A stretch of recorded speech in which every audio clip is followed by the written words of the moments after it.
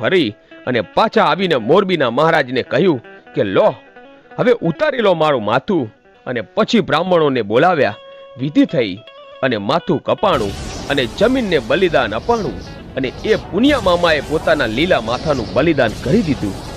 અને એ વખતે કહેવાય છે કે ત્યાં મચ્છુમાં પ્રગટ થયા અને મચ્છુમાં કહે છે કે હે મોરબીના રાજા, હું મચ્છુ દેવ બોલું છું અને તમે મારા ભક્તનું બલિદાન માંગ્યું છે. આજે મારા ભક્તને તે કાપ્યો છે.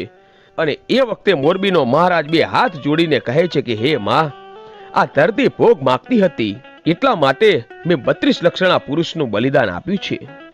ત્યારે મચ્છુમાં બોલે છે કે તારી જે જગ્યાએ દિવાલ પડી જાય છે ને ત્યાં એક કોઠી બનાવ અને કોઠીમાં મારું મંદિર બનાવજે. અને તારો ગઢનો એક કાંગરો પણ પડવા દઉં ને તો મારું નામ મચ્છુ નહીં. અને પછી કહેવાય છે કે મચ્છુમાએ પુનિયા મામાને કહ્યું તે ભરવાડની દીકરીનો દીકરો બચાવ્યો છે.